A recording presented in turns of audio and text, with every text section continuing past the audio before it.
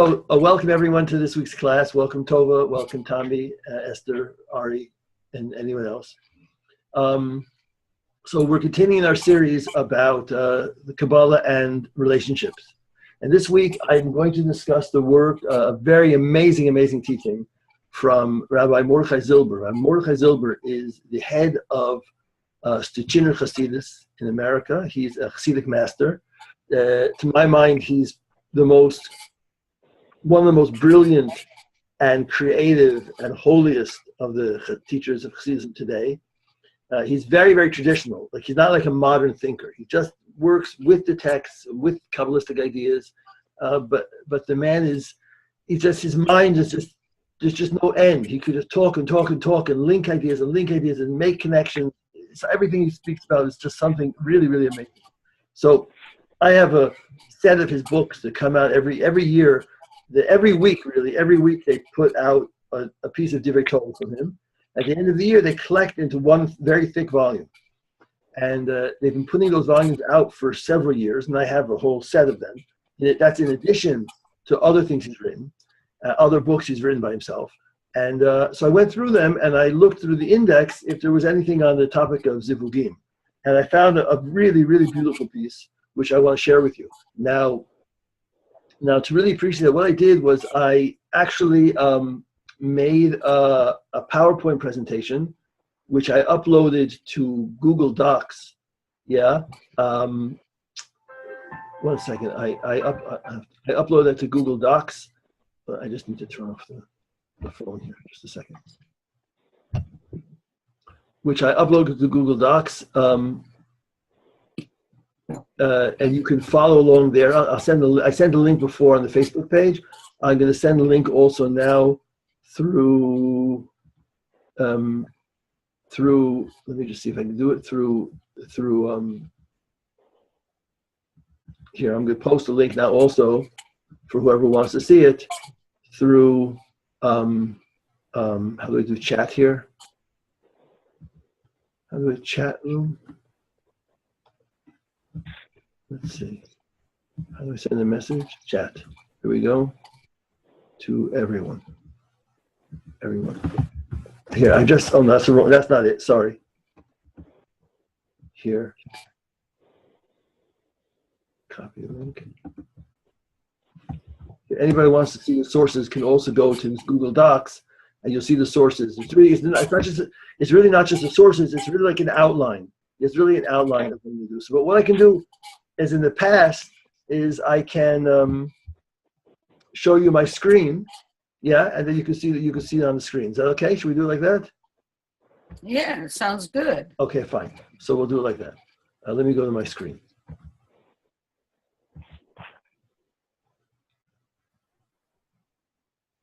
Okay, here we are.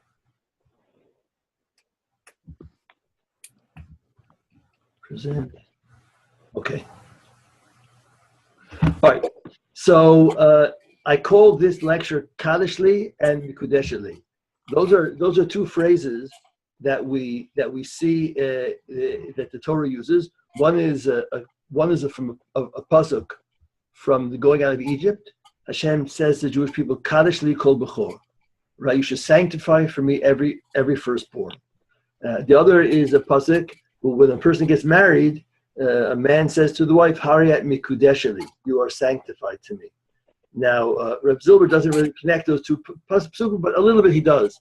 And the nature and the discussion here is what I call finding the intrinsic connection with one's soulmate. Good luck, Yaakov. You can join us on Skype if you want, and you'll have a little better experience. All right? Yaakov Lefko just came on Facebook as well. All right. Okay, so now let me go. What I did here is basically I took notes. I took notes on Reb Zilber, and I wrote up all the notes here as a document, right? So as a Google document, so you can see them here as well. So here's what we're going to do today. Let's do like this. Let me give this whole thing over. Maybe it'll take a half an hour, 40 minutes, 45 minutes. I'll sort of give those straight. If you have questions, you could ask questions if they're on the topic, right? And if you would like to save your questions for later, if I see the question is something that could be better to build with at the end, so we'll address it at the end. Okay, is that agreed? Yeah. Okay, fine. So you can ask questions if you want. I like it when it's interactive. But if the question is not on topic, we'll save it for later, right? If you need to understand something, it's not clear, so then, please ask the question as we're doing it. Okay? Yeah. All right. So Reb Zilber, Ari, you want to say something? No, I don't hear you, Ari. Your mic is off. You sound Again. two times or when? You have your wedding ceremony, and what's the other time? No. I said like this. I linked two verses. One verse says Kaddish Li. You'll see these verses in a few minutes. One verse says Kaddish Li Kol Bechor, which means when the Jewish people came out of Egypt, one of the last commandments that God gave the Jewish people while they were still in Egypt was Hashem said to them, Kaddish Li Kol Bechor. You should sanctify for me all the firstborn among your livestock, among your firstborn children, right? That's called Kaddish Li Kol. Sanctify for me your firstborn. Now, also, when the person gets married, so the husband says to the wife, Hari at Mikudeshali, you are sanctified to me. So these are two themes that Reb Zilber plays on in this piece of Torah he has, right?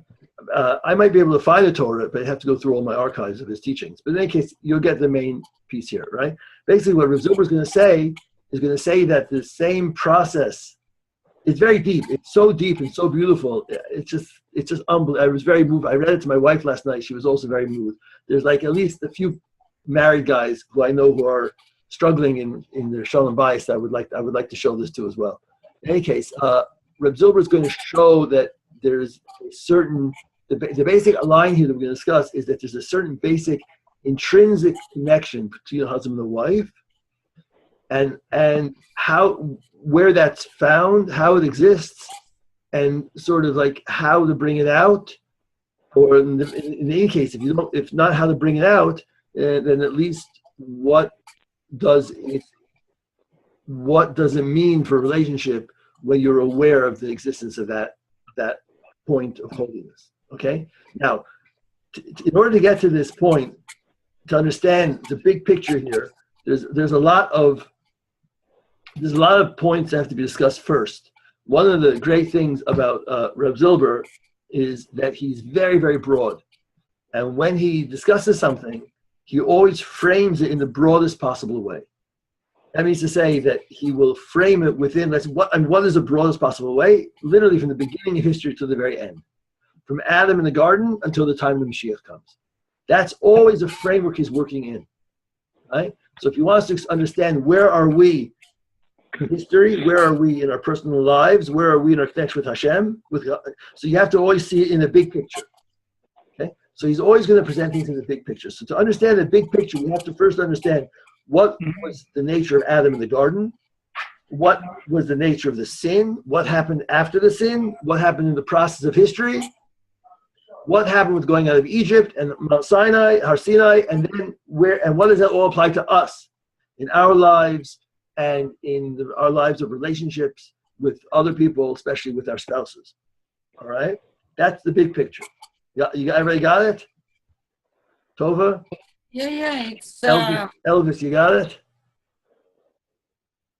All right, I hope so. All right.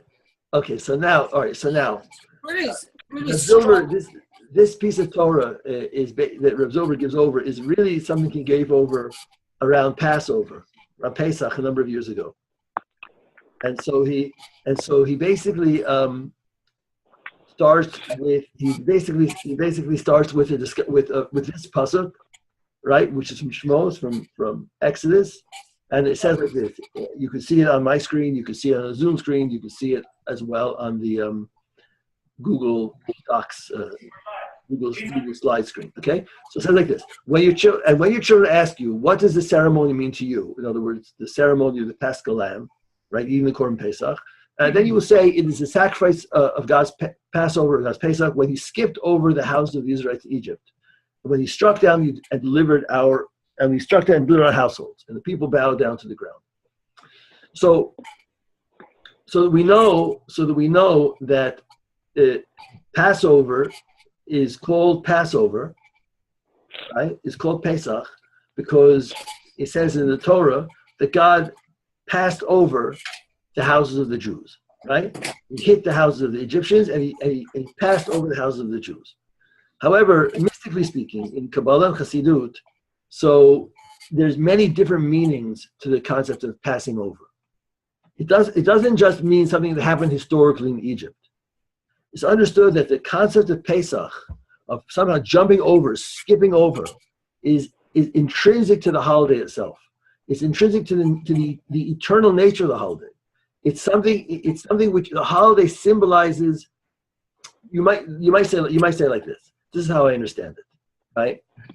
The Kabbalah and the Chassidut, they talk about, you might say, an underlying structure of reality.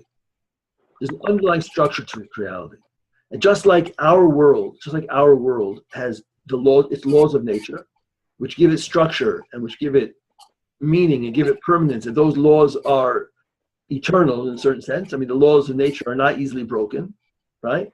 So in the supernal worlds, in the worlds between God and man, in the worlds like sort of the spiritual worlds that exist in heaven, as it were, so there's also a structure there, right? There's also a way that things work, right? There's also a set of relationships.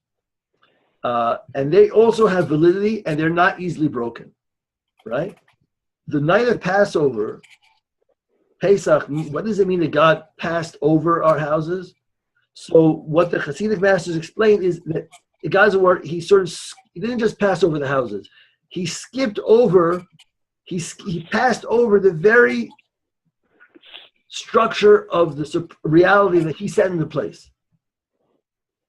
For instance, what does that mean? I know that sounds very abstract. So let me give you a for instance. What does it mean for instance? Okay?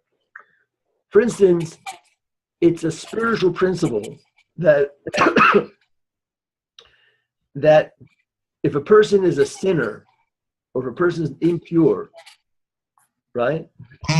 So it's a spiritual principle that they don't get to have, let's say, they really don't deserve a very deep spiritual experience that way, right?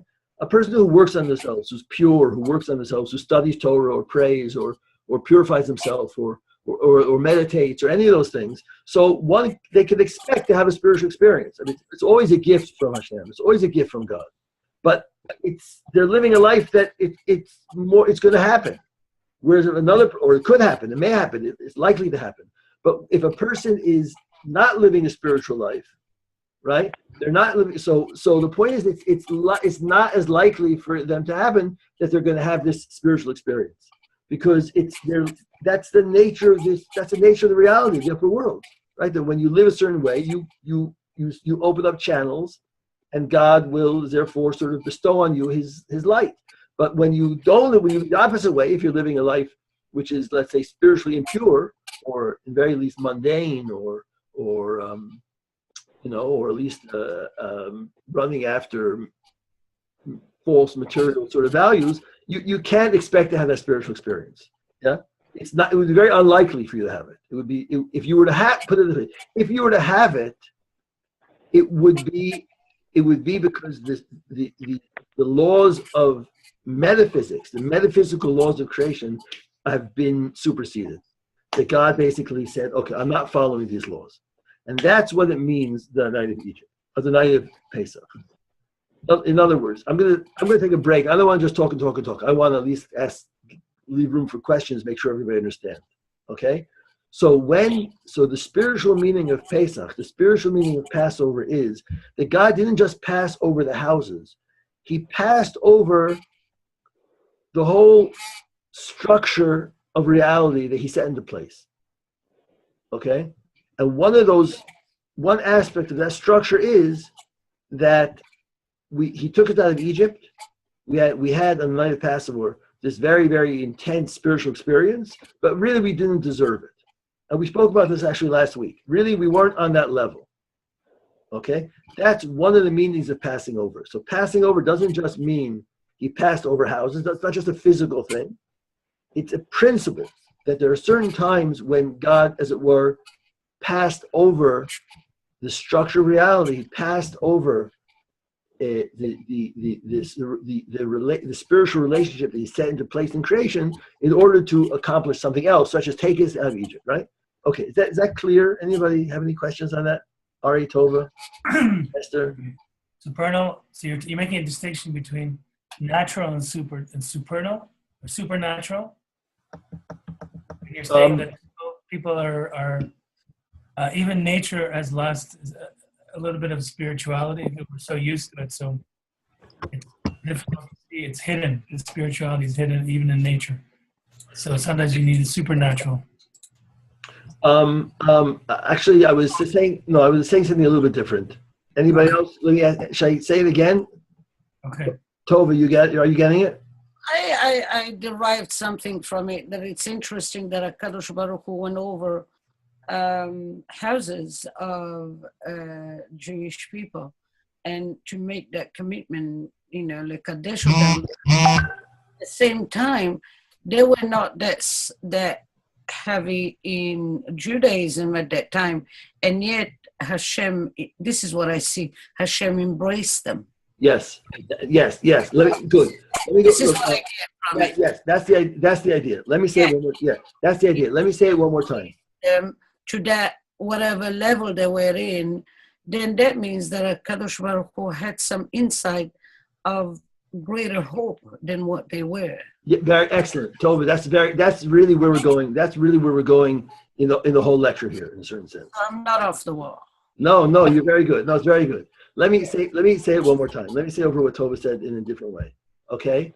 And the idea is like this, Ari, that the Torah talks about God passing over the houses, right? But we can see that as a metaphor. I mean, God, if we take the story as being true, so God did pass over the houses. He only hit the Egyptian houses. He didn't hit the Jewish houses. But that's also a metaphor for something that was happening in the upper worlds. Okay? In the upper worlds means that level of reality, which is sort of the place where we have a relationship between God and the Jewish people, right? It doesn't mean our material reality. It means sort of our spiritual reality, okay? It means to say that on the night of Passover, not only did God pass over the houses, he passed over a certain predisposition, a certain mode of relationship that if he had followed in that predisposition, if he had followed, we would not have gone out of Egypt, right? Like Tova said, right? Tova said, right. According to where we were holding spiritually, we would not have gone out of Egypt, okay? We didn't deserve it. But what did God do? He kind of passed over that. He overlooked that state of spirituality that we were on. He kind of skipped over it. He skipped over it, right? And then he took us out anyway. Now, what Tova suggested was, because he must have seen in us something greater. Right.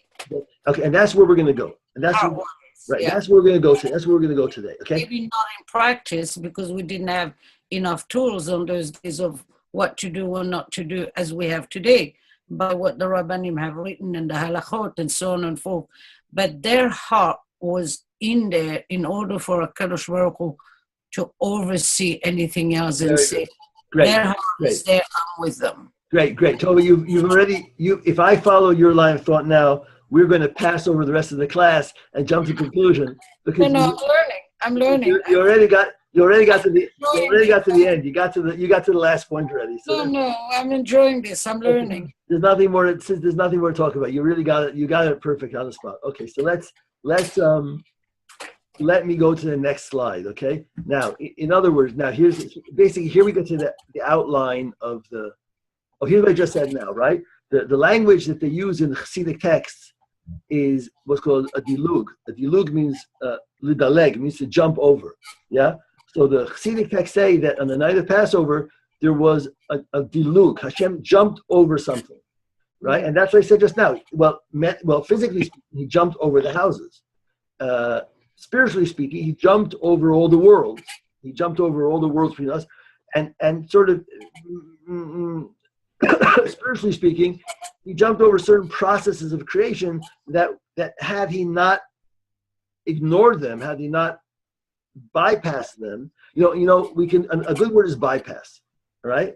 There are certain steps. Let's say like this. Let's talk let's talk not so metaphorically, right? There are certain steps that need to be in place to have the type of relationship with God that the people had on the night of Passover. It doesn't just happen by itself. It's a very, they had, on the night of Passover, they had a tremendous, it wasn't just they went out of Egypt. Spiritually speaking, they had a tremendous revelation. It was a relation at the same level as Mount Sinai. It happened, 50 days later. It was a tremendous spiritual revelation. Now, in order to have that, there are certain steps a person has to go through. It doesn't just fall on you from the heavens. But what happened was, on the night of Passover, Hashem, as it were, God, as it were, he bypassed all those steps. He bypassed all those steps, and he just gave it to them like that, like a gift. Okay? He ended a relationship with them that bypassed all the steps that one would normally need to be in that level of relationship. Okay? That's the point here. All right? Let's go to, so that's what, now, in order to understand, now we're going to get a little bit more difficult. Now we have to go into more, a little more of a history. Yeah? And here, like I said, Rabbi Zilber always starts with Gan Eden, and he finishes with the days with the Yemos Mashiach. He starts with the Garden of Eden, and he ends with the Yemos Mashiach. So, to understand what are the steps in the process that God, bypassed, that he skipped over, so we have to understand who was Adam in the garden, what happened when he ate from the tree of good and knowledge, and what happened since then. What is our role, the role of humanity and the Jewish people since then, and when will we know when we've returned to the Garden of Eden? What will that look like? It's a big, big, big topic. Okay? Are we together? Yeah, of course. Are you there? Yes. It's beautiful. Carry on. Okay. Everybody else is here too. Esther, Tommy? Yes. Are you following? Yeah. Any questions? No, I'm absorbing everything. Okay, fine. Awesome. Okay, good. Okay. So now, all right, according to all of the Kabbalistic Sforim, so the nature of the Garden of Eden, now this is very deep, the nature of the Garden of Eden, but Adam's existence in the Garden of Eden, the Garden of Eden was a place, as best we can say, that there was a certain level of purity there. I mean, not a certain level, it was a pure place. There was no, the whole nature of the sin and the nature of gardening, there's so many questions involved. There's so many questions. We could talk about this forever.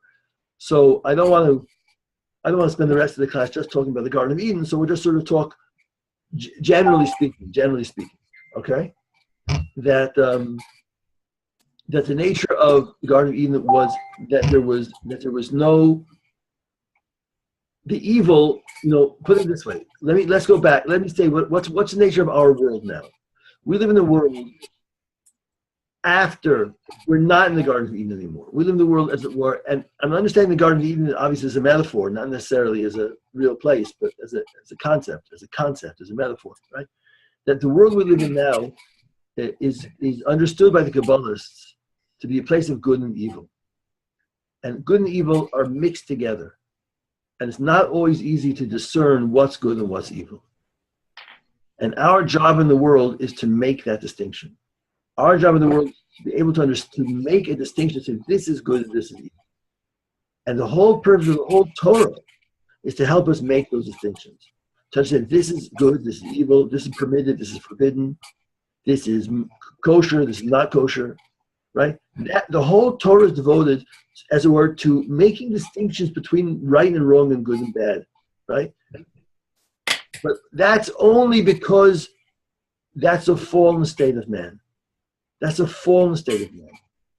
The true state of man in the Garden of Eden was such that there was no evil in the world. Adam looked at the world, Maimonides says, that he looked at the world not just as good and evil, but between truth and false. He saw a world that was true. You know what? So when Adam ate from the fruit of the tree of knowledge of good and evil, so according to the Kabbalah, what happened was, as a result of that eating, so within human beings themselves and within all of creation as well, so all of a sudden there became a chaos. It became a mixing of good and bad. It became a situation where good and evil are no longer clearly distinguished. Whereas before it was clear. The world that Adam lived in the Garden of Eden was good, it was pure, it was clean, and the only bad place was the tree of knowledge of good and evil. That was the only thing which was forbidden. That was the only thing that was evil as it was. What? Yaakov Lefko just made a comment. I feel that the way we do Judaism these days often shuts down people. All right, so listen. Well, you're right, Yaakov. We'll get back to that later. Listen, if you're an Ishbitzer, you would say that the whole purpose of human being is to make that distinction, to learn to make it if you're a Kutzker too. Right? So, Yaakov, we'll get to that in a few minutes. Okay, let me put the whole picture out. Okay, but you're correct. Yeah, I mean, perhaps you're correct. Okay, it's probably not a problem of Judaism. It's probably a problem just of human beings. All right. Anyway, Yaakov sent me a message through Facebook Live. I just wanted to respond to it. Again, the Kabbalah says that Adam in the garden was pure.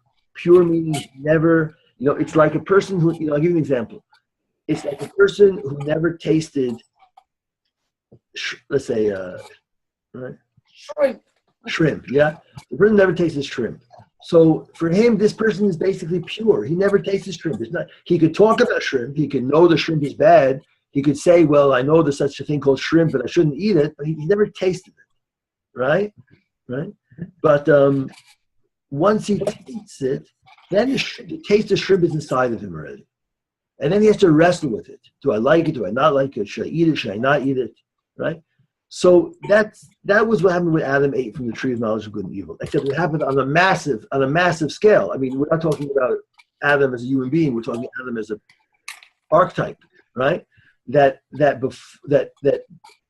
before the sin, life was sort of pure, and after the sin, so all of creation became mixed with good and evil together. That led to chaos, and that led to death as well. And death is, as it were, a way of actually trying to bring about the purification again. So now, Yaakov sending me notes here through Facebook Live. Dov, you're right, Yaakov. Everything you're saying is correct. Obviously, that's a whole separate discussion, right? Why these things are not being dealt with. Not everybody's you, Yaakov. Not everybody can deal with these issues. All right. Next. Is Yaakov, okay. Yaakov your son? I'm sorry. Is Yaakov your son? Yaakov Lefko, our good friend from Toronto. My apologies. Okay. He's watching on Facebook Live, and he's sending me messages. He's sending me messages through Facebook Live as well. Okay. All right. Let's just before I go into the next slide.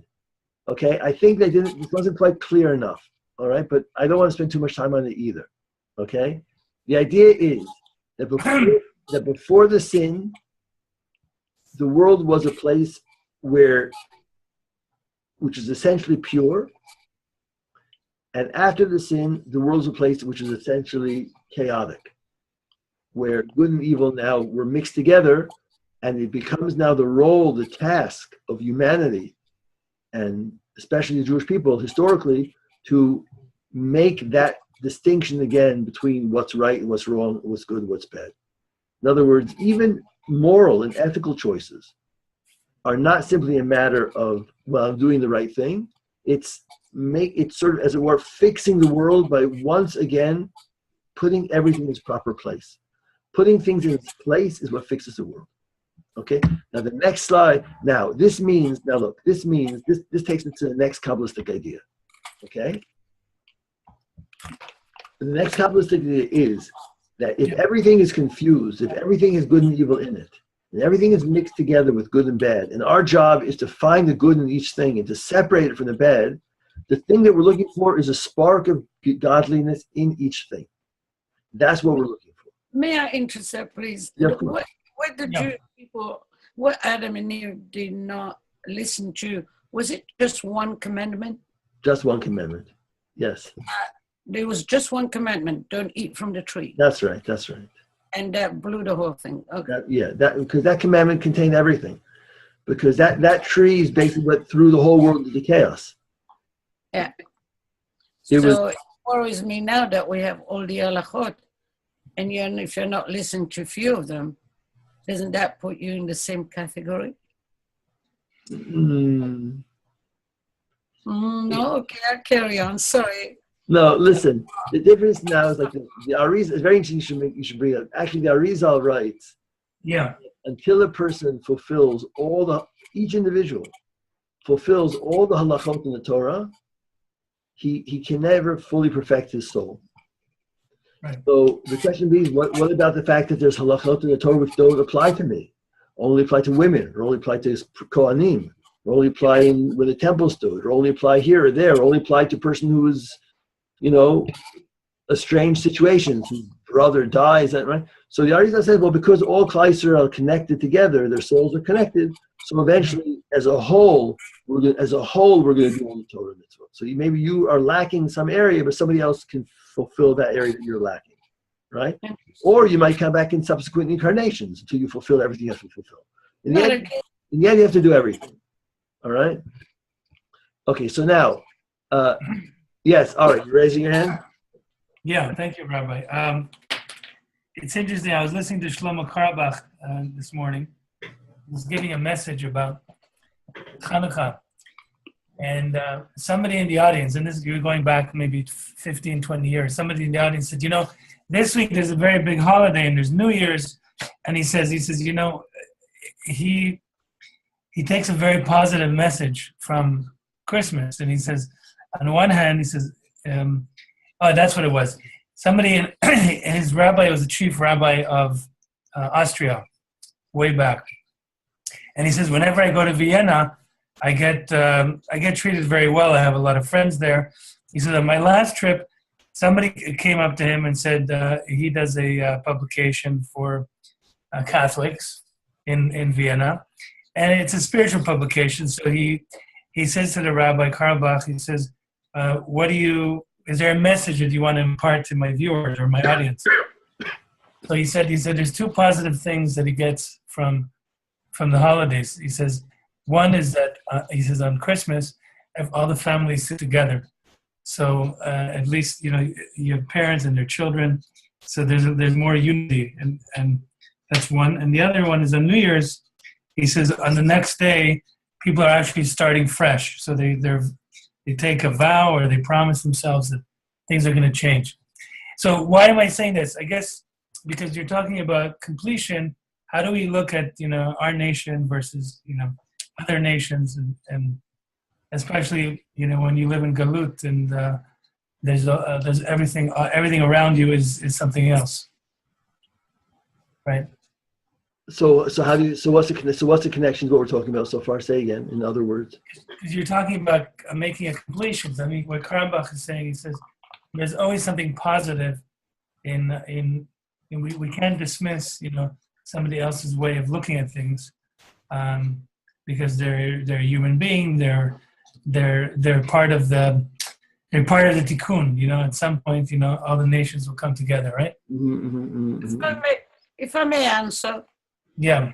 The beauty about Judaism that we don't have Christmas once a year. We have Shabbat every week. Right. And this comparison is very, very far-fetched because they build themselves the whole year to say, hi, mom and dad, get the present and hit the door. We're different. We have Shabbat, we have Friday night, we have Saturday, we have Motzei Shabbat, we have the whole festive in every week. How do we compare ourselves to them? How they compare to what we do? We are not mentioned at all of what you just said. It just mentions how Christianity, devotes itself to once a year. Well, I'd say whoop-de-doo. It's about time once a year. But what is there really? Is there? Yeah, there is some connection. It's better than nothing. But Hamavdil, we are way better. Okay, Tova. Let's not. You're right. But let's not make that the focus. Let me tell you what I hear from what Ari told me. Okay. Okay. I hear something else. I hear that what Ari said Shlomo Krabach did was the very process that we're trying to describe today.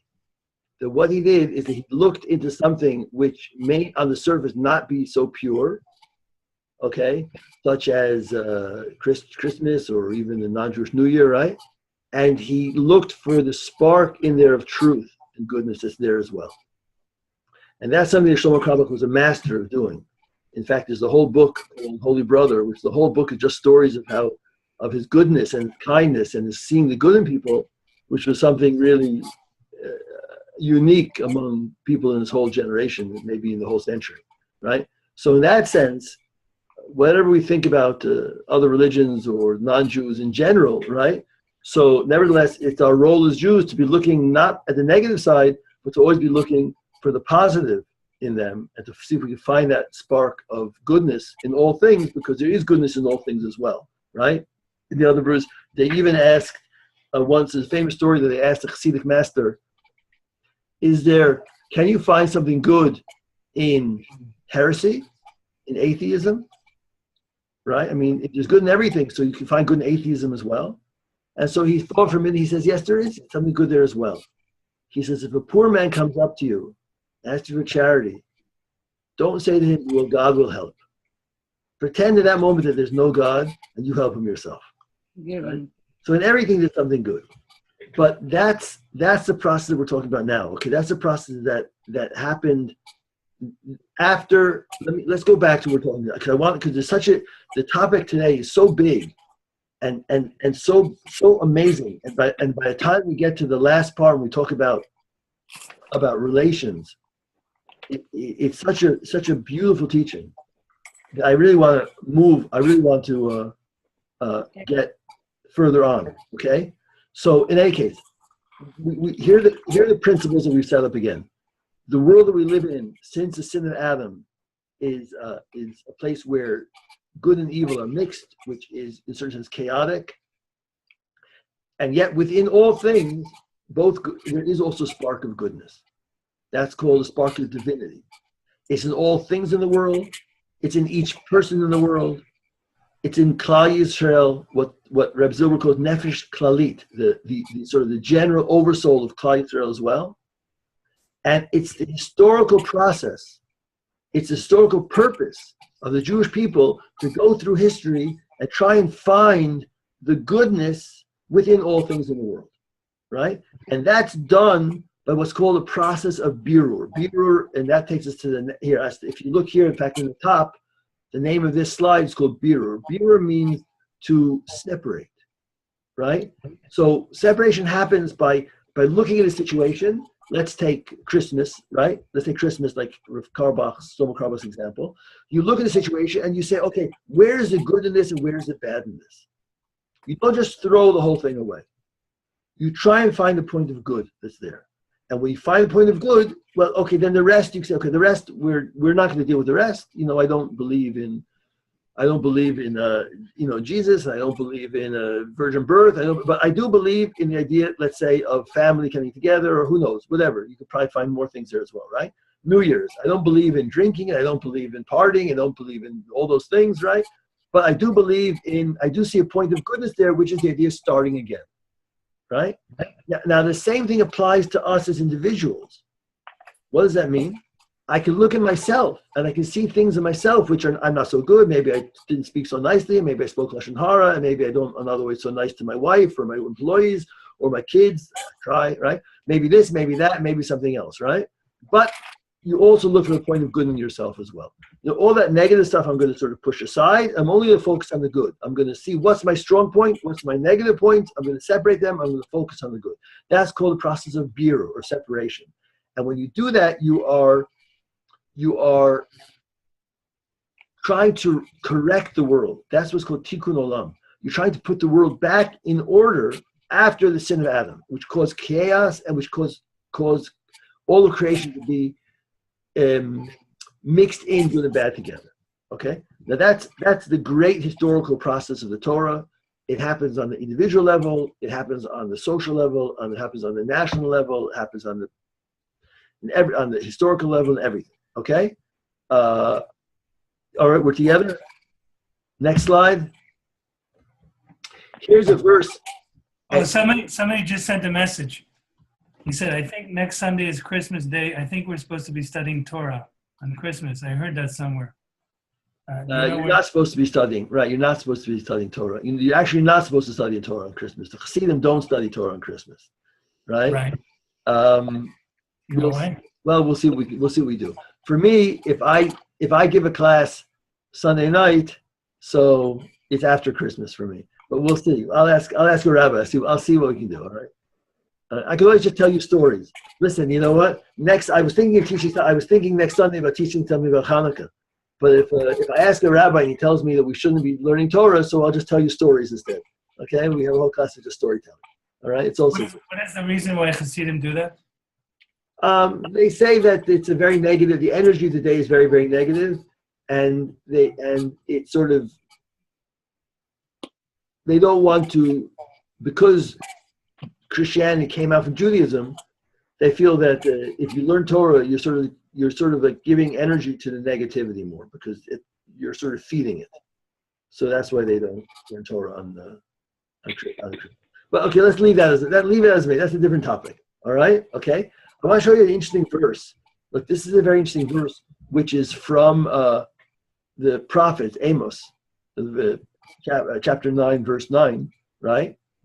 And look what it says. You look at the verse and you look how it fits in with the idea of sort of trying to take the good out from the bad, trying to separate the good from the bad. Now look at the verse. This is good. The Amos is saying what God is saying was going to happen in the end of the days before the Mashiach comes. For behold, I will command and I will sift the house of Israel from among all the nations, as grain is sifted in the sieve. Yet not the least kernel will fall onto the earth. In other words, the verse itself says that God, just as we are supposed to go through the world and separate the good from the bad and find out what's good in life and sort of divide. So God himself is doing that historically to the Jewish people, right? The Jewish people among the nations are sort of like scattered among the nations. Kabbalistically, that's like the point of goodness strewn out through the world, and lost in the world, has to be redeemed and collected in. And God says, don't worry, because when the Mashiach comes, I will sift out the house of Israel from all the nations, just as you sift kernels of wheat. Okay? In other words, he's going to take out the Jewish people from among the nations as well. So here we see that same image. Right? Is it? I'm listening. Go ahead, Tomer. Isn't that the same idea of the way Hashem passed over in Passover in Egypt on every Jewish household? In a certain sense. Yes. In other words, just as in Egypt, he passed over and took out the Jewish people. But look, I want to show you the next slide. Look at this. Repeating itself here. Yes. This is a principle that repeats itself throughout the whole Torah. Okay. Amazing. Now I want to show you another verse. Look at this. 1 second. Here's another verse which also supports what you said. Right? This is the verse in Devarim for Deuteronomy.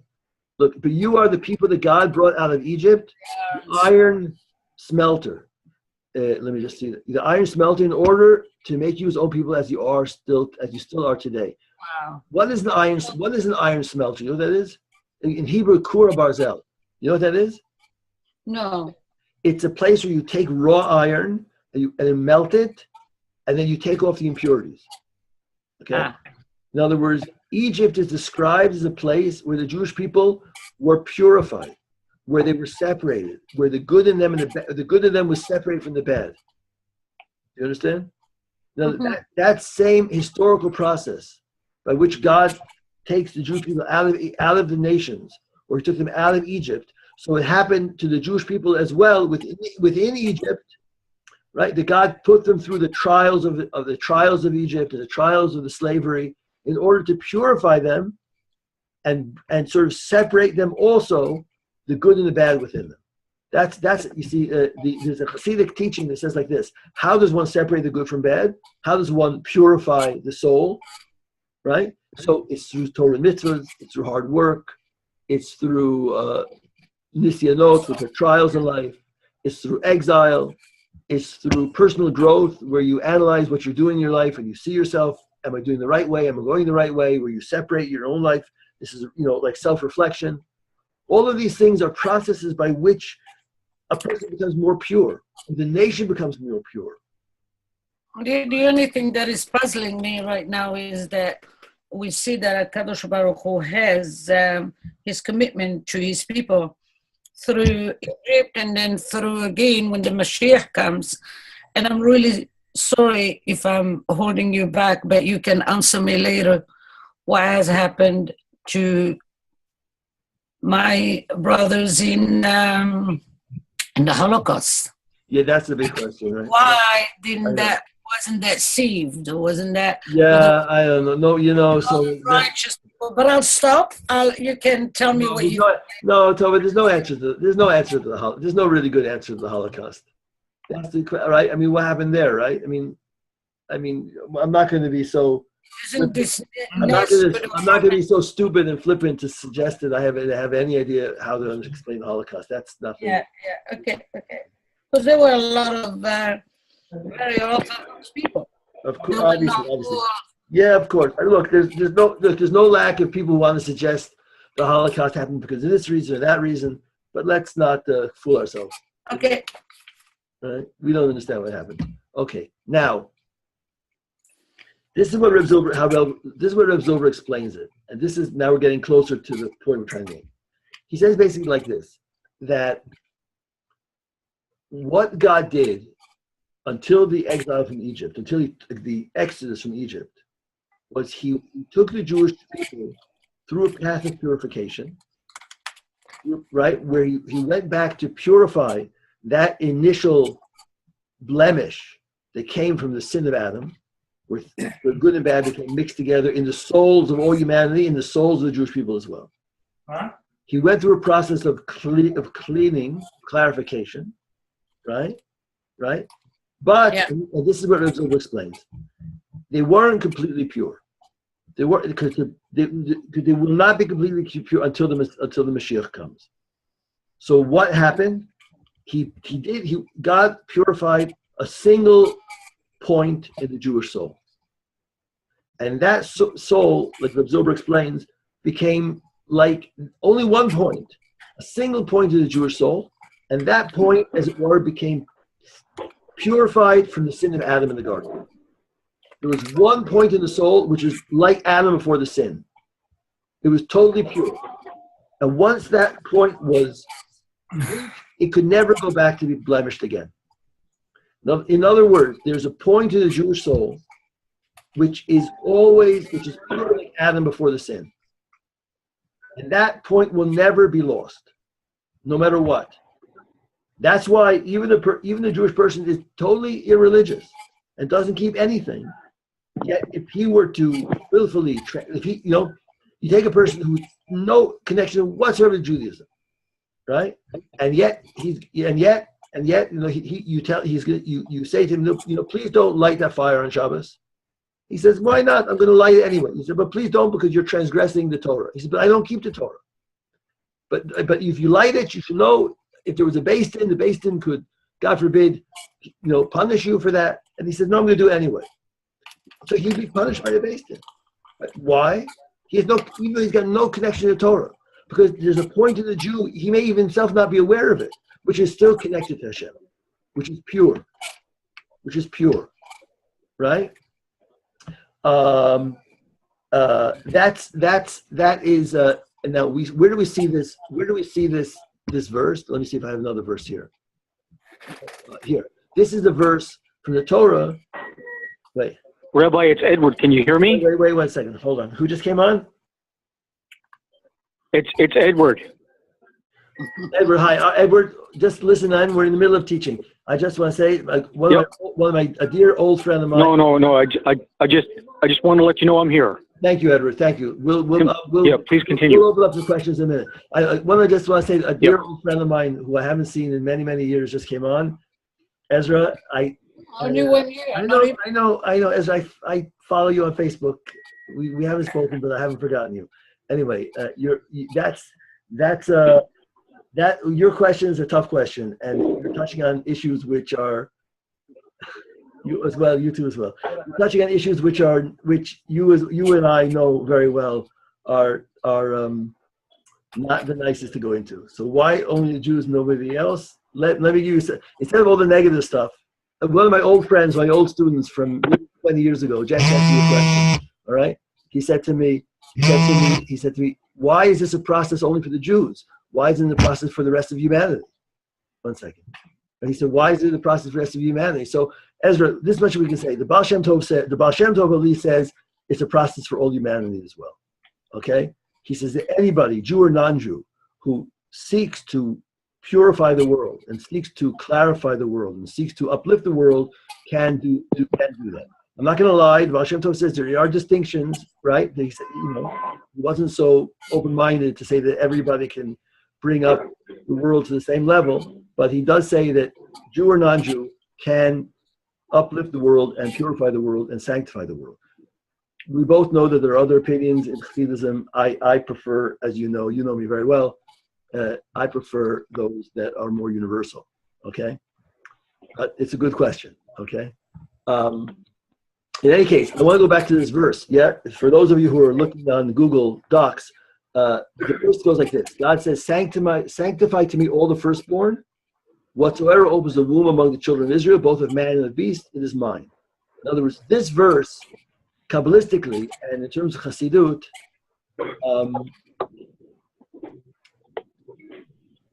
symbolize the idea that God is saying there's what's called a point of the firstborn. There's a point in the Jew. It's called the firstborn. It's called the Kedusha of the Bechor, the holiness of the firstborn, which is, as it were, sacred to God. Right? Ezra, go on my Facebook, Ezra just asked if I could share the link to the doc. If you check my Facebook page, I shared the link before. I'm sort of in the middle of the class now, so it's hard for me to do. But if you find it over there, you'll find it. I just wanted to digress because it's an old friend that I haven't seen many years. Ezra, I love you, and I hope that you come to Eretz Yisrael and come to the house for Shabbos again. It would be a tremendous honor and a pleasure. Okay, that's just an aside. Okay, let's get back to the text. The idea is like this: that there is what's called let me see my notes here. A point of connection, a point of purity, a point of unbreakable holiness, which is within every Jewish person, which was the result of the work of the forefathers, Abraham, Isaac, and Jacob. It's the result of the exile in Egypt, the slavery. It's a point in every Jew which is like Adam before the sin, and that part is unbreakable. And that part was in the Jewish people up to the moment that they came out from Egypt. And Rabbi Zilber says that this is the meaning of what means Hashem passed over or jumped over. That's what it means. In other words, what did he? Now we're getting some really, now if this wasn't nice enough, now we're getting some really, really beautiful teachings. Okay, Rabbi Zilber says that the idea that Hashem jumped over something, he skipped over something, he bypassed something on the night of Passover, means that what did he bypass?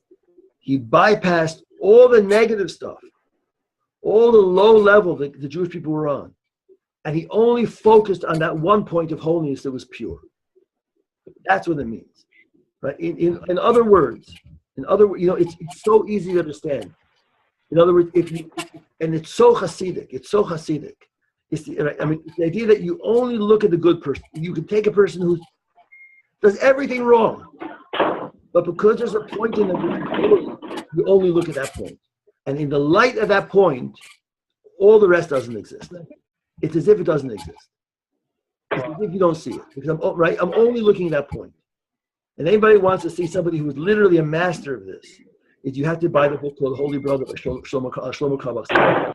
He was literally a master of just seeing the good in people and not seeing the bad in them, right? So that's what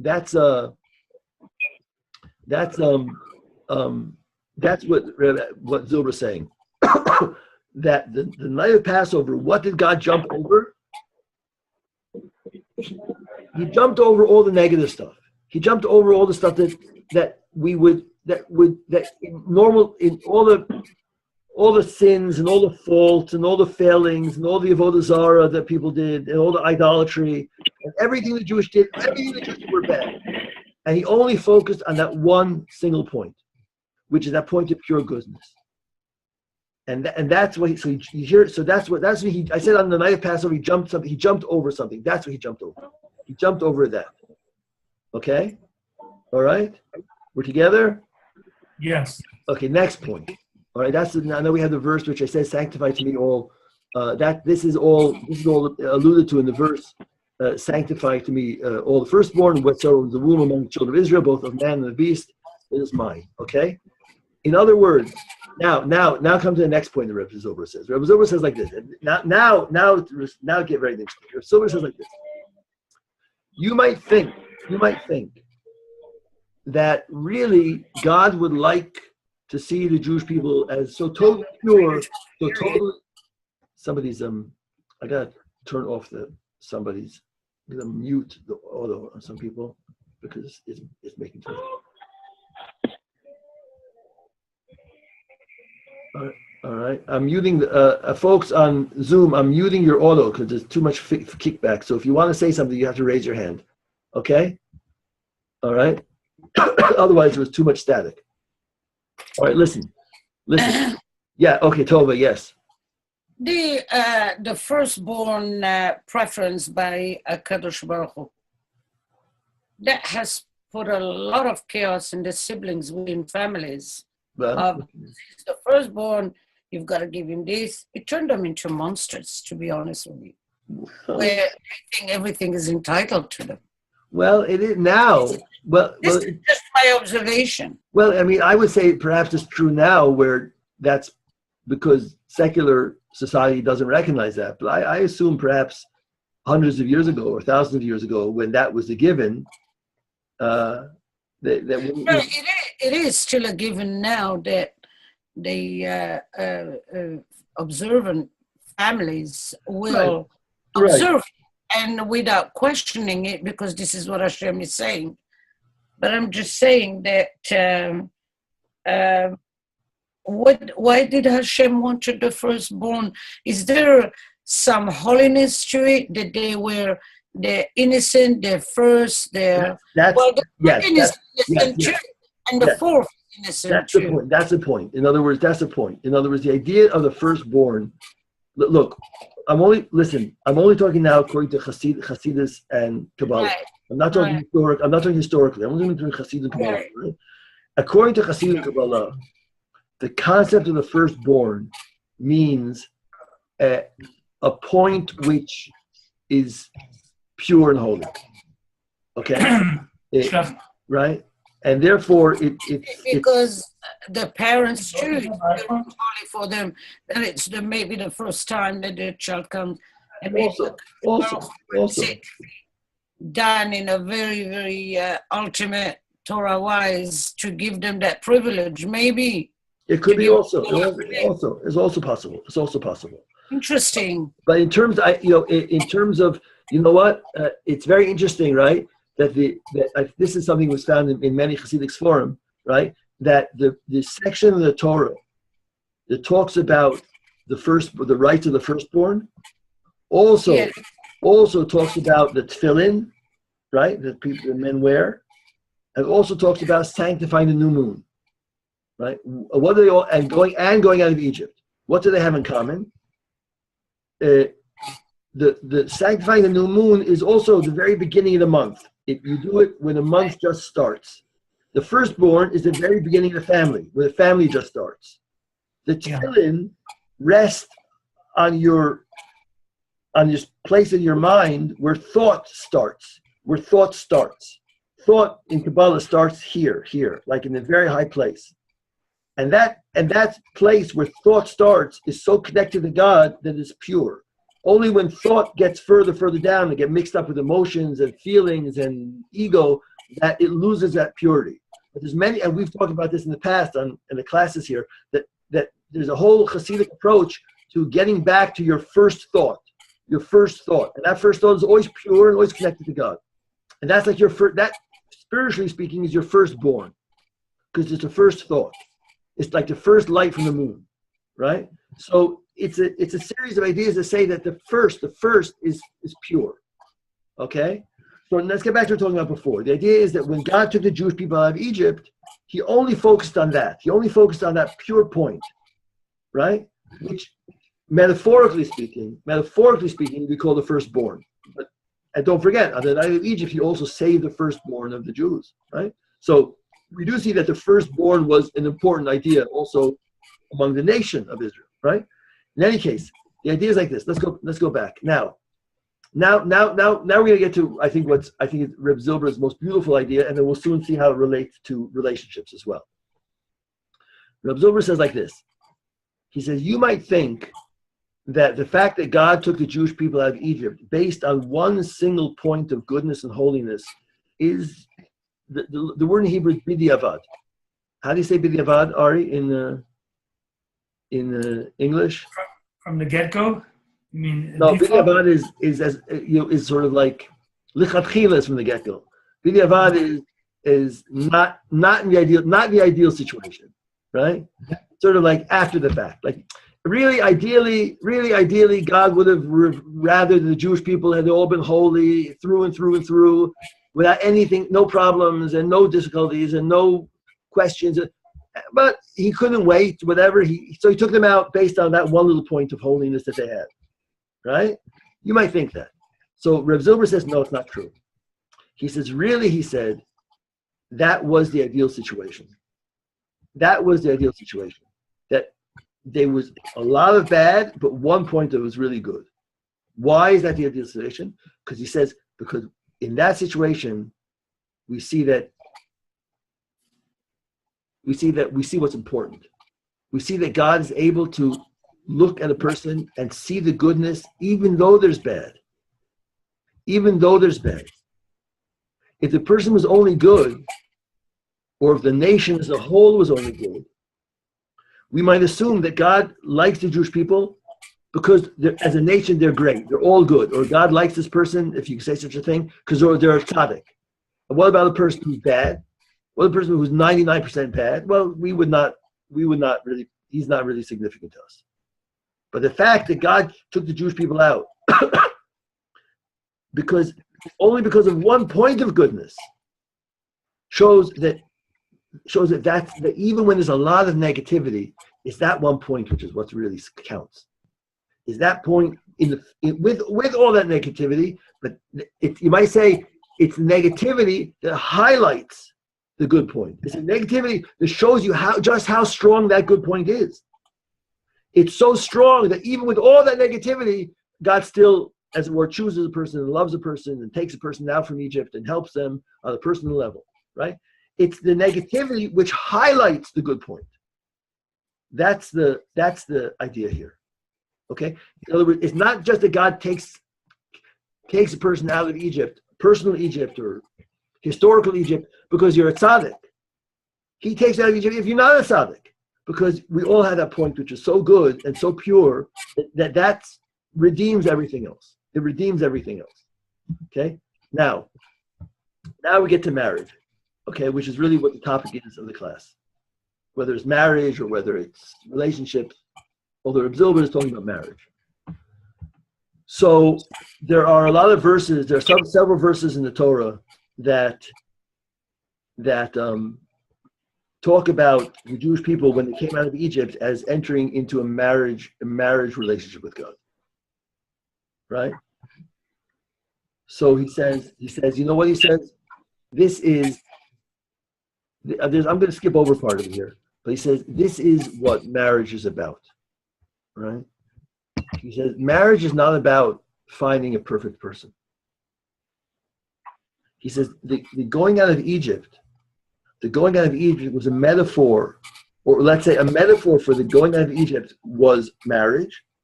And therefore, everything that applied to the Jewish people when they came out of Egypt also applies to the marriage relationship. Oh, one second, I just lost something.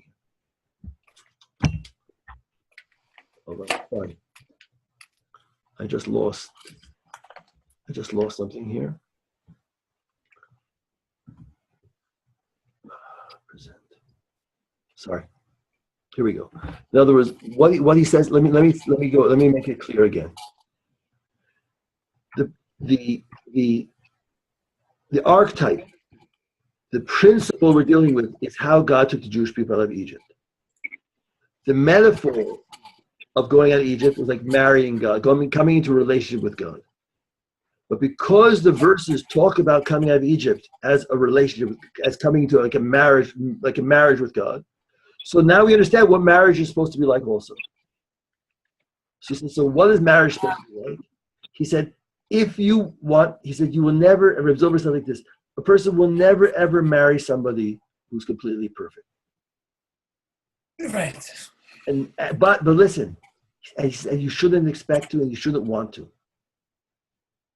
Because if you were to marry a person who's completely perfect, then there's no room, then you would never reveal that point of intrinsic connection. Do you understand what I'm saying? Listen again. Let's go back again. Just like God didn't wait till we were perfect to take us out of Egypt. And the fact that he took us out of Egypt when we were not perfect, right? Right? Hold on. Another one of my students is asking me a question, right? Hold on. Wow. Another one of my students asked me about the Holocaust. We have to just leave that now. That's a huge topic. We'll talk about it another time. We'll have a class on the Holocaust, and I'll give you all the different. There's no answer. We'll talk about the Holocaust later. But let me just finish this thought, if you don't mind. One of my students wrote me a note on Facebook. Okay. One second. In the martial husband is God, so he's perfect. No. Also, Yaakov asked a good question. Well, if we're talking about the Holocaust, then apparently he's also not perfect, right? Right? Good question, Yaakov. Good question. Wait, save that question. Very good. Very good. Very, very good question, actually. All right. Again, I want you to hear the metaphor. It's very deep. It's very beautiful. Okay. Right. Again, the metaphor goes like this. God takes the Jewish people of Egypt based on a single point of goodness he sees in them, an unbreakable point of holiness that they attained through all the trials they went through. Right? And it's based on that he takes them out of Egypt. Not based on the fact that they're holy, they're good, they're kind, they're tzaddikim. No, based on a single point. And that, the Torah says, is a type of marriage. And because the Torah calls that initial relationship with God and Jewish people marriage, so now we understand what marriage is supposed to be like as well. If marriage was only about two people who were perfect meeting each other, and I'm great and she's great and there's never any problems, right? We're all perfect. We all get great midot. So then, when am I ever going to find that point which is perfect? Whenever I'm going to find a point which is unbreakable. When will you only find that point when there's problems. You only find the point when there's difficulties. You only find the point when there's things which are not working. And yet, there's a point which is so pure that you say, you know what? That's redeeming my relationship. That point which is there. Wow. That's redeeming the relationship. And now I want to read you a quote that Rabbi Zilber says. Rabbi Zilber says this is the language that he brings down, which I think is so beautiful. I read this to my wife yesterday, and she also said she was very impressed with it. Listen, I'm going to read to you in Hebrew and I'll read to you in English. He says like this. De'ilu lo yu ele ma'alot bilvad. I'll read in Hebrew on the next page I have in English. De'ilu lo yu ele ma'alot bilvad. In the marriage, lo itgale ki yeshna nekud pnimit המקשרת ביניהם אשר זהו עניין נעלה יותר מכל חסרונות. ועד אשר כל חסרונות אינם תופסים מקום לעומתם. On the next page I have a translation. It says like this. If everything was perfect, this is a free translation. If everything was perfect in a relationship, then that inner point that binds them together would never be revealed, which transcends all deficiencies, and in light of which all deficiencies don't exist. Wow. You hear what he's saying? It's so beautiful. So beautiful. He's saying again, if everything was perfect, then the innermost point which holds a couple together would never be revealed, right? But that point is the point that transcends all problems and all deficiencies. So Yaakov, here's the answer to your question. So Yaakov asked a good question, and Rav Zilber actually does, I think, address it. He says, if in the parable God is the husband, but God is supposed to be perfect. But no, because what Rav Zilber says is that sometimes God is not perfect either. Sometimes God seems to us imperfect. And sometimes God seems to us cruel, like in the Holocaust, or indifferent, or who knows what, right? And yet, just like in a relationship, you hold on to the other one, despite the fact that it seems 99% negative, but because there's one point there which can transcend all of that. So Reb Zilber says something. Reb Zilber says in another place something which, you can shout, you can say it's controversial. I'm certainly not going to say it justifies the Holocaust. God forbid. We can't say that. But he does say like this. He says that the entire, I believe he says this. Maybe I read it someplace else. But he says like this, that the entire difficult history of the Jewish people, through all the trials and tribulations, has all been to show that despite it all, there's a point of unbreakable connection with God. You hear? You hear? That if everything had gone well, so then the relationship would just be on the surface. Right? I mean, we have a great relationship, so what's there to talk about? But precisely because the relationship of the Jewish people has not been easy, the relationship of the Jewish people with God has not been easy, has not been positive, has been difficult, has been trials and tribulations and pogroms, and yet, through all of that, the Jewish people say, no, wait, there's still a point of commitment. There's still a point of purity. There's still a point where even in the darkness, right, I believe and I'm committed to this other person, this other being, this other God, right? So it's precisely the darkness which reveals and allows us to affirm our connection, which transcends all negativity and transcends all darkness, right? And I think even with the Holocaust, without trying to, God forbid, in any sort of way justify, I don't mean to justify it, explain it in any sort of way. Look, the Jewish people are still the Jewish people.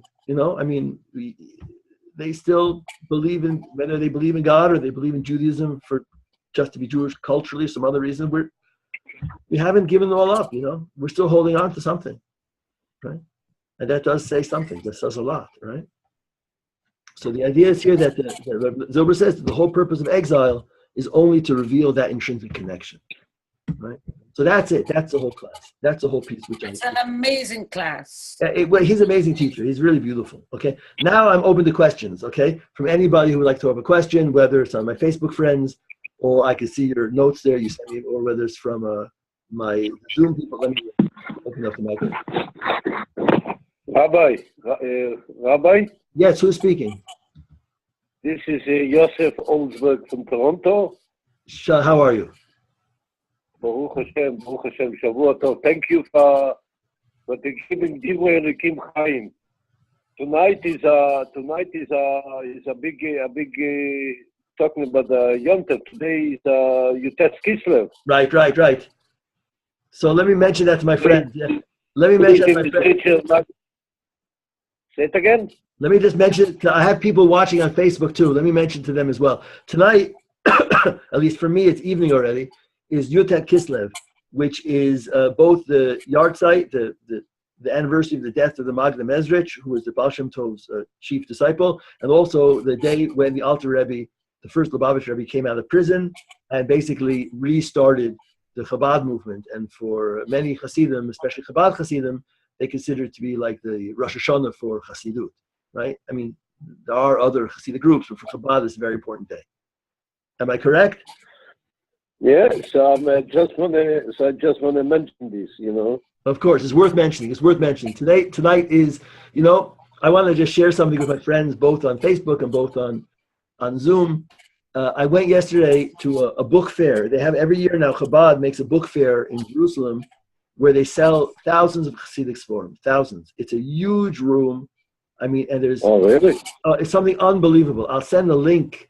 You can still order the books online if you want. And the whole book is thousands and thousands of books, and of Sforim, mostly in Hebrew, much less in Kodesh, some in English, all on Chassidut.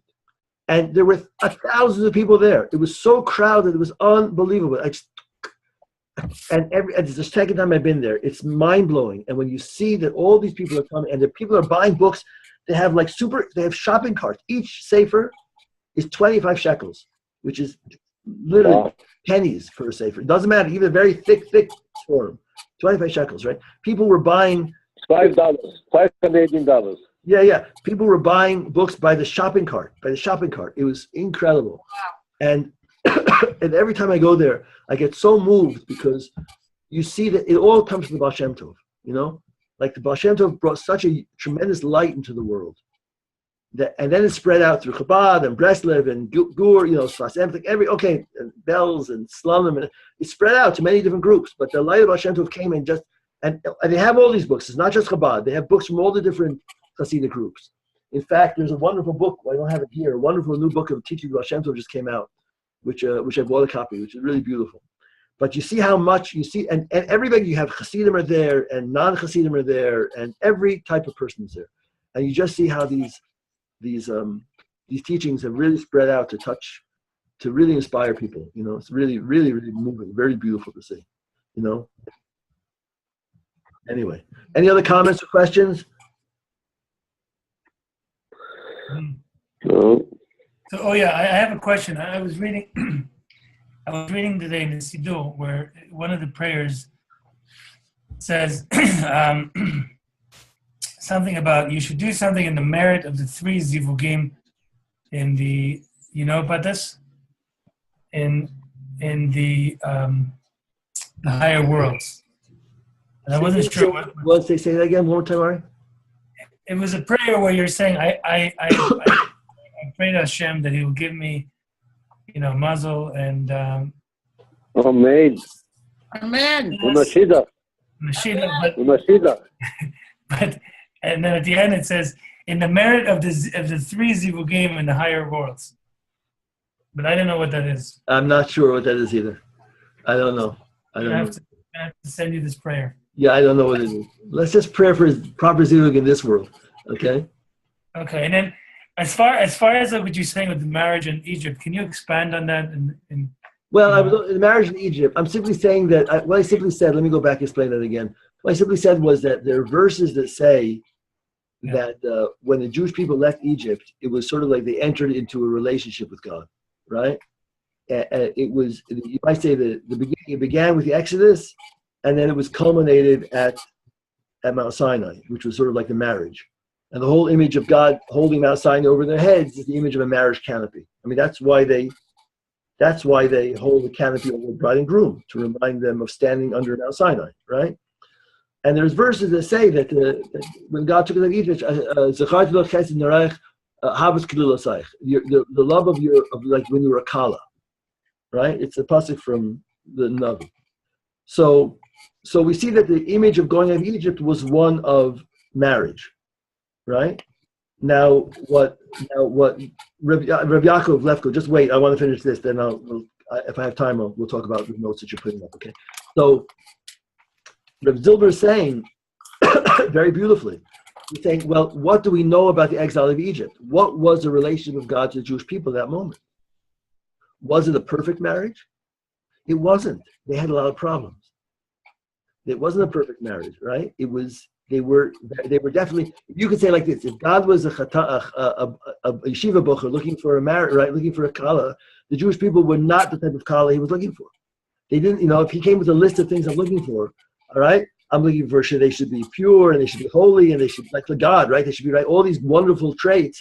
The Jewish people didn't have those things. They served idols, and they were like the Egyptians in every possible way, almost, right? And yet, why did God, as it were, choose them and marry them?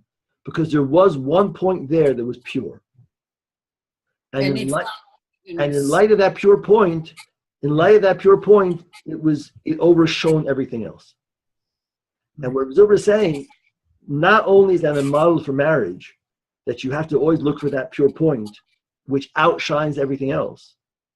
He says, if you didn't have the negative, if you didn't have other things which were lacking, then you would actually never find that pure point. Because you'd always be looking on the sort of the external part. Oh, it's like like if you marry a person, a man marries a woman, and she's rich and she's beautiful and she's this and that and every good thing, right? But if he doesn't find that pure point, when does a pure point of marriage come out? When she loses her money, I don't want to talk about that. She loses her beauty, and she loses, right? And yet the marriage holds on. What happened there? If it wasn't for the fact that she lost all those things, then that point of intrinsic connection, that deep soul connection would never have been revealed. Right? So that's the connection he's making with the going out of Egypt. The fact that God, as it were, not only overlooked all the negative, right? But not only overlooked the negative, but actually uses it to highlight the good connection. For without it, put it this way: let's say if the Jewish people weren't on the low level in Egypt, then we would never know that God chose us because He loved us. If we were on a high level, we say, "Oh, God chose us because we were on a high level." But because we were on a low level, see, God chose us because He loved us. Right? God chose us because there was a point in us that was pure, and there was a connection there that couldn't be broken no matter what. And that He applies to a marriage. Okay, and He says that's why marriages are never perfect. They're not supposed to be perfect. Because if it was perfect, you would never reveal that point of absolute purity, of absolute connection, unbreakable connection. Right? You hear? So is there a connection? Is there a connection with youth and finding that pureness, that purity that was inherent in the youth and the children, and obviously a person as they get older, they get psychological layers and barriers and things that prevent them from really. That's what we spoke about last time. That's a different question. I honestly think it's a different question. I think that based on my experience and experience of my friends of mine who got married older, right? It was that they basically found something in their spouse which they felt they could make a commitment to, even though the rest of it wasn't in place. Do you understand? Now, they saw something in the other person which they said, wow, this is enough. This can carry me through the relationship from now on, right? And even though the person may not be what I expected, or even though they may not what I hoped for, or even though they don't fulfill all the criteria that I was looking for all these years of dating, right? But because there's this one point which I feel is so solid, or so true, or so good, right?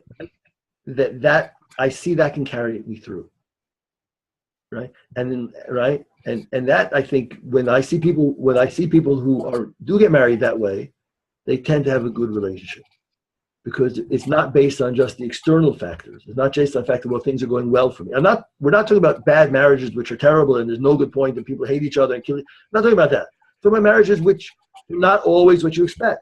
And married life is not always what you expect. And not always, and it's not always rosy. There's up and there's down.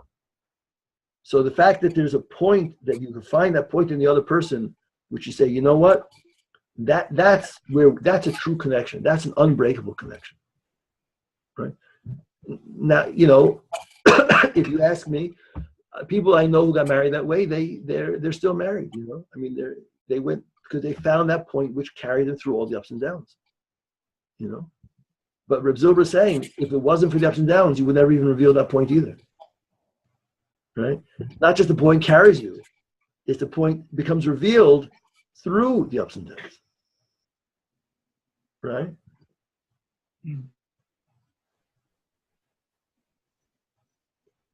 I want to just relate to a question that one of my students asked me, one of my friends in the States asked me. So, Yaakov, I'm not going to go into all of your comments, because there are a lot and they're interesting, but I don't know if I can get. They're more like for a dialogue than just to sort of talk on Facebook Live.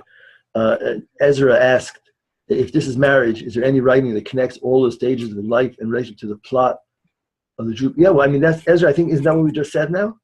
That's what Zilber says, that this is the plot of the Jewish people in all of history. Maybe I'm misunderstanding it, but this is the plot of the Jewish people in history. That all of the ups and downs we've had, right? The story of the Jewish people in the Torah is all about maintaining this commitment to God, this faith, this point of pure heartedness, despite 2 or 3 millennia of trials and tribulations and difficulties, right? And it's precisely that those difficulties that reveal the connection. That's if I got you right, that's how I understand it, Zilber. So, any other comments or thoughts before we call it a night? No, this is perfect. It puts the icing on the cake. And I wonder what makes everybody think that to seek for perfection. And this class has put, that's a good question. This class has put the right hand on it, that if Hashem went with it blindfolded, that there is one good ingredient, which is called goodness or emunah or whatever he felt. And I think that is wholesome in itself for anybody to carry on with. Because how can you go wrong if there is emunah, if there is transparency, if there is certain midot that would make it able to live with. So then I can see where Kadosh Baruch Hu will close the year on the rest of the stuff. Hopefully that it will get better eventually. It's just that I don't understand where this hardship of having to find a perfect person. What is a perfect person and perfect character after your class today? It's kind of takes everything down. It's like if Hashem could do it on one ingredient, who is me to say? It's true. I want this, I want this, I want that, I want that. Am I Hasra Halila? Can I not be a little bit like a Kadosh Baruch Hu and come down my horse? So that has explained a lot of enlightenment and a lot of easiness that perfection is not everything.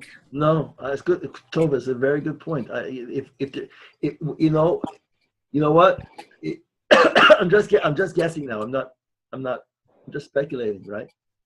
That if we were to say, so what's the one point that held the Jewish people to God and held God to the Jewish people? It's the fact that we were trustworthy. That we were sorry. What was the word? We were trustworthy.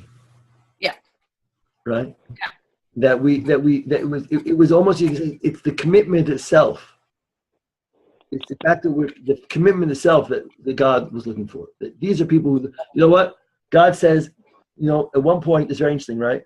At one point, after the sin of the golden calf, so God says to Moshe, he says, this is an Am Kshei Oref. These are very stubborn people, and I'm going to destroy them. And if you look later on, Moshe says back to God, when he convinces God not to destroy the Jewish people, he says to them, don't destroy them because they're an Am Kshei Oref. Don't destroy them because they're very stubborn people.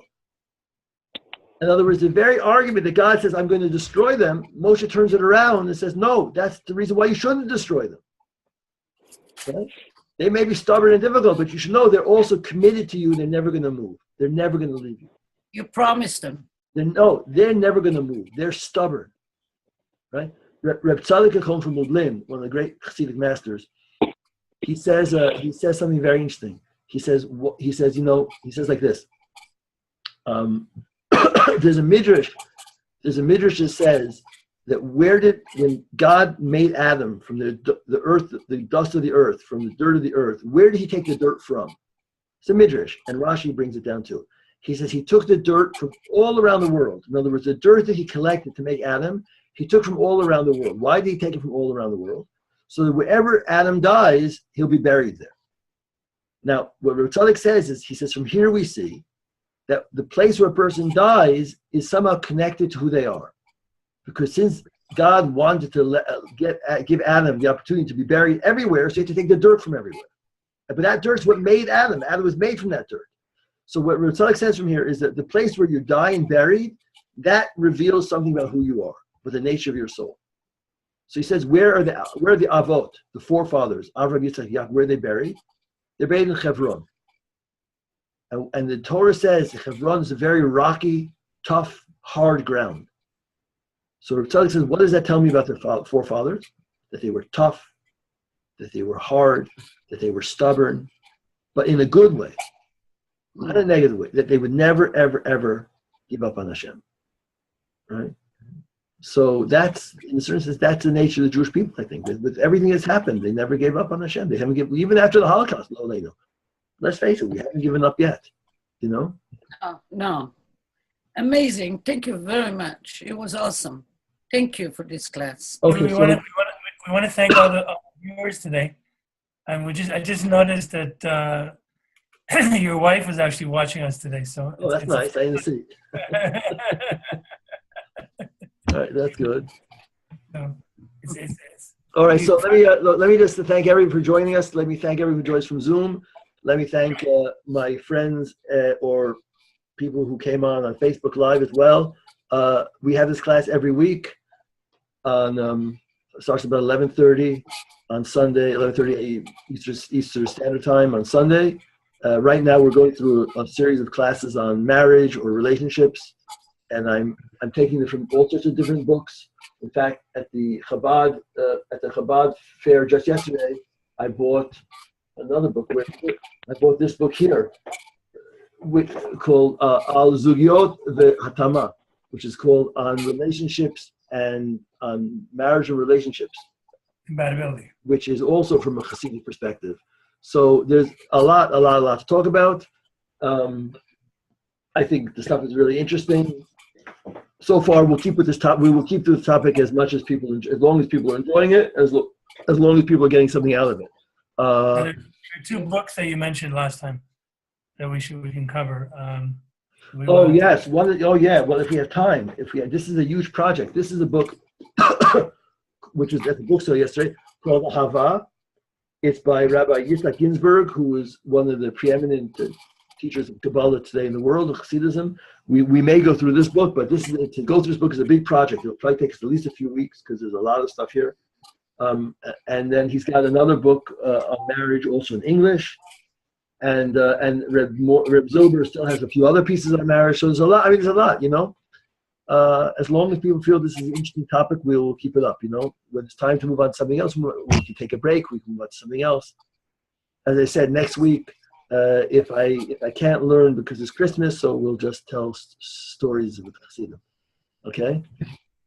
Yeah, I was watching on YouTube some of your students that have Limud Derech Sipur. Oh, you found those videos. Oh, they're awesome. Yeah. I have a website. I have a website where I put up the best ones. The best ones are on my website. And it seems like the book you are writing and I want to sponsor is something similar to that, where you learn through certain Sipurim. Yes, there's a lot of stories in there. I make a Torah story like that. Awesome. Yeah. Okay. Also, this tape will be available. This lecture is available on Facebook, and it will also be a different version, which is going to be the version from Zoom. Is available. Will be available on the Kensington Torah Circle. Thank you. And you will be posted hopefully today, tomorrow, if I may ask. Thank you. And I want to thank Ari as well, Ari Bedor from Toronto, who sponsors these classes. in the Kensington Torah Circle. And Yaakov Yashikoyach, see you soon. Bezran, if you're coming out to Israel, so look me up, we'll get together. And we have a lot to talk about. Okay? Thank you, everybody, for hanging in. Thank you very much, Rabbi. No, it's not too late. Ezra, hang on, and I'll be with you as well. Thank you also for all hanging in. Okay? Take care. I'm stopping the recording, and I'm going off the Zoom page, but you'll still be on there if you want to talk or anything like that. Okay? But I'm going to click off.